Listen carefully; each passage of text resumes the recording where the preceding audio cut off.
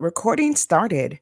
Hey, single moms. Hey, so I got my regular glasses on today, not my Mr. Magoo glasses. These are the ones that I can see distance. Crazy thing, a fun fact. Probably not even a fun fact. I wouldn't say it was a surprising fact. So, well past my 40s, I think I was like 44, almost 45. I hadn't worn glasses. I hadn't worn glasses.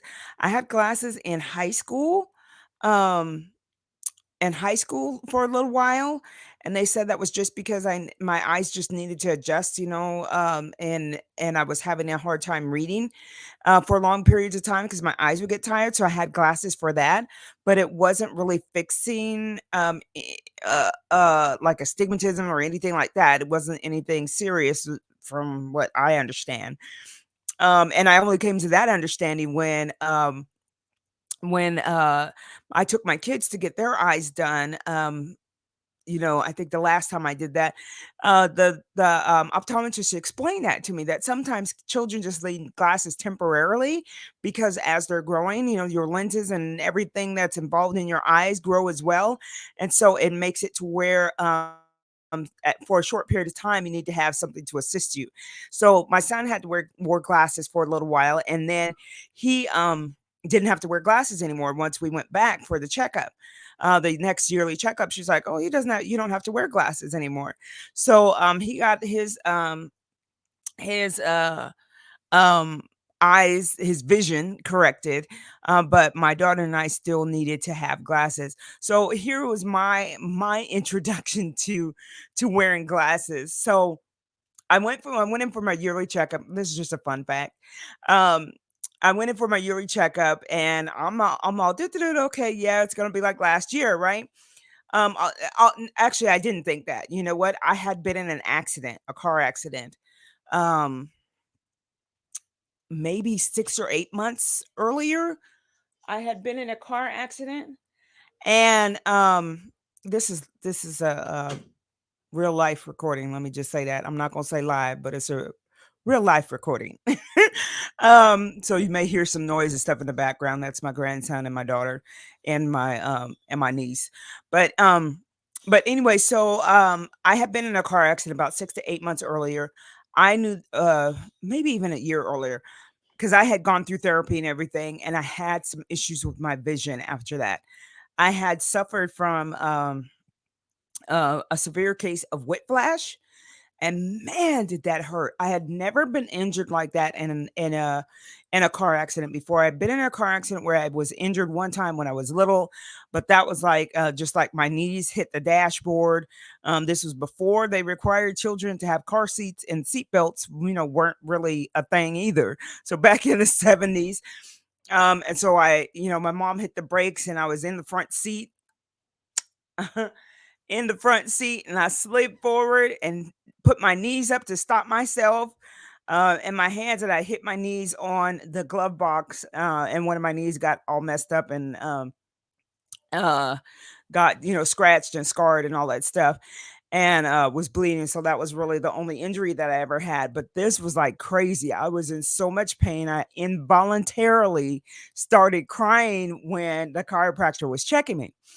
But anyway, I noticed my vision changed. So when I went back the next year to the same optometrist that I've been going through, and my kids and I had been going to for a few years, they updated their system.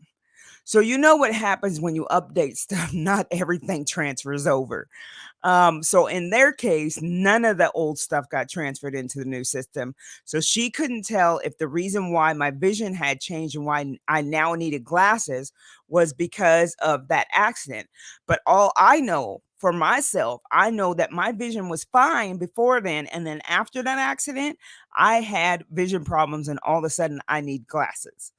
A lot of people, because she's judging by my age about why I need glasses, but I know that I didn't have these issues with my vision until after that accident, because it was a really bad case of whiplash. Like, I was in pain and was in therapy for 8 to 10 weeks. It actually took a year a little bit over a year for me to recover from that. And but anyway, so I have glasses. But now it was trying I've been trying to find the happy medium in it. So I went with the progressive, which is I can see distance up at the top, and then the computer, and then reading glasses. So I did that, but on a smaller frame, and so I was doing this all the time. I was doing this all the time, and then to read, I was sitting like this all day. And I'm at a computer, like like a lot of people were sitting at a computer, but I'm at a computer and doing CAD drawing, so computer aided drafting, and so that's even more intensive because now I'm having to read all over the screen to do all these things, and uh, it was too much for me. It was giving me a headache because I was constantly like that, and it was pinching that back part in your of your neck. And I noticed that when I was at a chiropractor that everything stems from your spine. Your vision, your all your organs, everything, your skin, all of it stems from the health of your spine. My mom always told me to take care of my back. And I knew what she meant. Because she had several back surgeries and still needed more, but she just like done with getting under the knife. But I understand that now because my I see my vision change, and that had all to do with my spine and my neck and having that whiplash.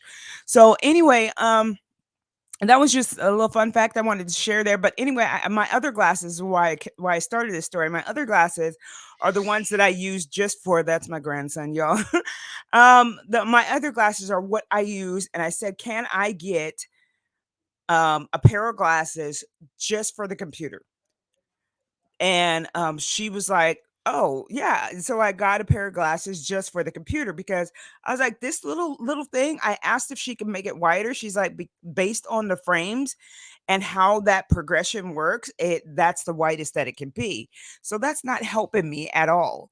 So, so the other ones are, actually reading glasses. They're reading glasses is what they are. Um so I got reading glasses. So those are my big I call them Mr. Magoo glasses because it's a big wide frame. And so that's what that is. Something that one of the ladies, another single mom, had told me when I was working for one of those big box home improvement stores. She came in with, and she had just gotten her eyes checked, so she came in with these really nice glasses that she had gotten.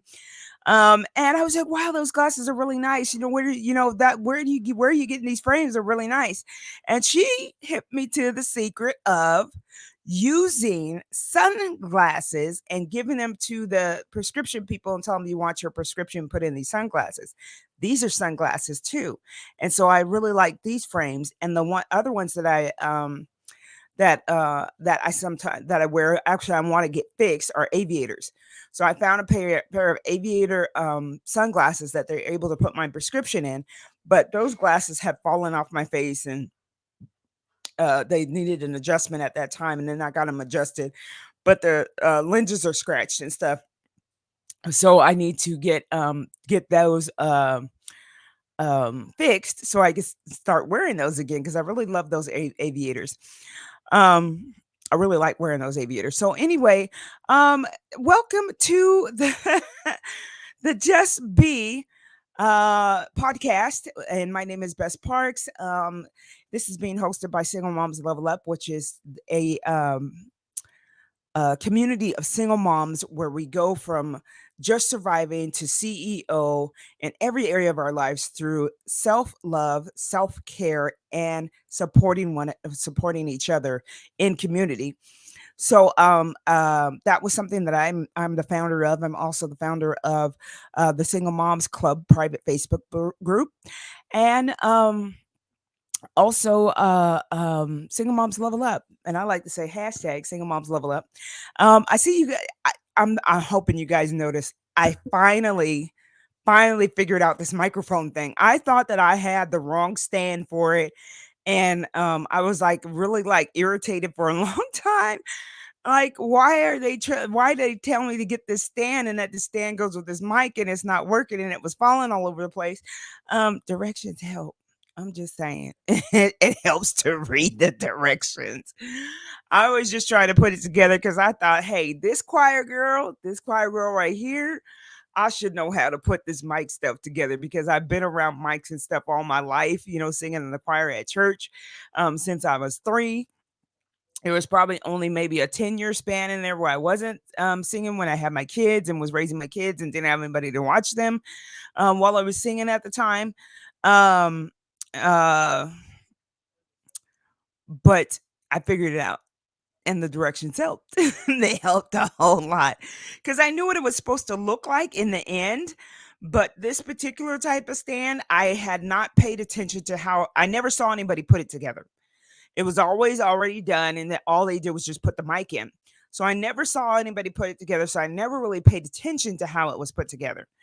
But now that I'm looking at it, I was like, this is right. I know it's right because I've been looking at this, for a long time.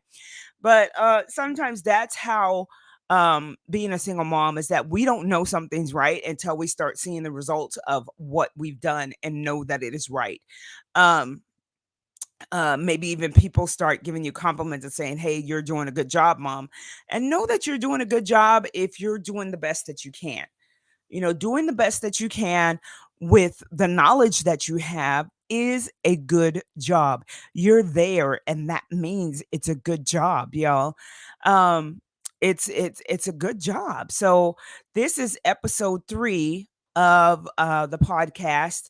Um, just Be podcast. This is episode 3. And so we're just talking about just being, just be the best that we can with and for our children with the resources and the tools that we have. I'm trying to keep that chandelier out of the mirror behind me because it's gonna um uh create a like almost a flash. But anyway, and put keep my head in the way. So that is my grandson and my daughter, and they're obviously forgetting that I'm on a podcast and recording. Um, oh, okay. Amen. Thank you. Thank you for saving them. My grandson's choking on some snacks because he's shoving stuff in his mouth, I'm sure. But anyway, what else I wanted to share on here was a lot of times single moms, when we support each other in community, we just, it helps to have somebody to just reach out and say, hey, are you good? You all right? And to just be there and check on you and be intentional about it and check on the things that maybe the last time you knew were kind of a struggle, and you bring that up again to see if they're okay. I had a single mom do that for me today, and I really appreciate it. And I told her that I appreciate it because on the outside, everybody just looks at me and for whatever reason thinks I'm so strong, so strong, so this, you're strong, you're strong, you're strong. Okay, I'm strong, but the strong people need to be checked on too. And so I told her that I appreciated that, and she shared something with me that I want to share with you guys today in this podcast that we do once a week. And the new podcast drops on Monday. On Mondays, the podcast will drop, and tonight I will or sometime this week or between this week and next week, let me just say that we will get this up on several podcast um places. We'll get this up in places where you can find the podcast everywhere. These are short brief broadcasts, maybe between 15 to 30 minutes, because I know single moms, we don't have a lot of time, so maybe you jumping in the car, maybe you're doing some laundry or whatever, listen to the podcast right quick, get a little encouragement, because that's what we do up in here. But here's this prayer, and I thought this was so loving and so kind. So it's called, she said she found this on Pinterest. She found it on Pinterest. And it says, prayer for my daughter. Oh, Heavenly Father, I lift up my daughter to you. I love her so much. Please take care of her, Lord. Cover her with your blessings and protection. Let me let go of my desire to conform her to my will. Show me how to protect her and guide her into wisdom. Let her know she is loved as she is. Let me love her also as she is. Let her know she is indeed a princess in a kingdom far greater than any fairy tale, a kingdom with a great king who reigns with justice and mercy. Make her strong in your words. Let her be tender and gentle, and let her love flow through her life and heart. In Jesus' holy name, amen. I was like, that's what I'm talking about. And I think if I can read that right,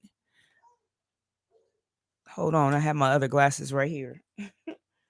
Because that's small print. When it's even smaller print than like, that 12 font, 11 font. I need to switch glasses. I think that's prayerforanxiety.com. What? I might need to get some more prayers off of there. But it's called prayerforanxiety.com. And she shared that with me. And she's a single mom too, as well. And I have to say that the time that I spent, and I bring it up a lot because I can't believe that I waited so long to reach out to and spend time with my friends that I had in California. Didn't realize I had so many single mom friends that lived that were around me, that were in my circle. I don't know why it just didn't click. And I think it's because we all had kids at different times. So the single moms that I knew and that were in my group at that time, were one of them had children in her teens, her late teens. One of them in her 20s, late 20s, early 30s. That's not true because I had my son in my 30s. So she had her son in her 20s then. She had her son in her 20s. I had my son, having my kids. I had my son in my 30s, and my daughter in my 30s, mid to late 30s. And so I had mine last be after everybody else. And then one of my other friends that was a single mom for a long time, she had hers in her early teens as well. So there was a whole gamut of us having them, but I think that's why I just didn't put it all together for me, and just the way my mind works. I didn't put it all together that I had so many single mom friends that I could reach out to and have conversations with about some of the things that I was coming up um, and going through with my kids, and they've already went through that phase and maybe gotten some support from them in that way. I'd have to say probably a lot of that was just the relationship that I was in at the time with the kid's dad. It was just very um toxic on both ends. Toxic because I'm just gonna say toxic on both ends. It was toxic on both ends. I describe our relationship as that movie Hancock. That's exactly what it is. When we're together, it is just chaos and things just tear apart and whatever else. But when we're apart, we're cool. We're cool. We're so much better. But anyway, I think that had a lot to do with the fact that I didn't reach out to my friends either. It was just a lot for me to do that, and have that relationship that was not working, and working a job and raising kids at the same time, which was basically by myself because we didn't live together, never did. Um and it was hard, and single motherhood is hard, but we can get through it. It teaches us that we are stronger than we think we are.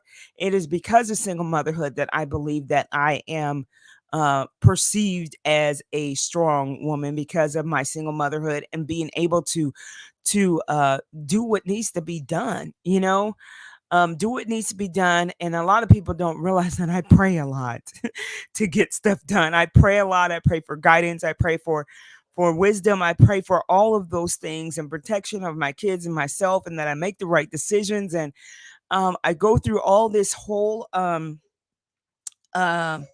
um routine when I need to make decisions, when I've made decisions, when I make decisions that I don't think were correct or that are good decisions. I go through this whole um a list of things that I need to do, and I check through all these things, and I like to call them, the 5 building blocks of my life. And I check through all those things to see, was I, it helps me to see, was I correct in that, or how can I fix whatever I was going through. So we got to go to the store, y'all. We got to go pick some things up before it closes, and run, drop somebody else off too as well. So it was nice talking to you all. Just be podcast. Feel free to leave comments, maybe even topic discussions that you want to talk about. That would be cool. Know that we have, as Single Moms Level Up, we have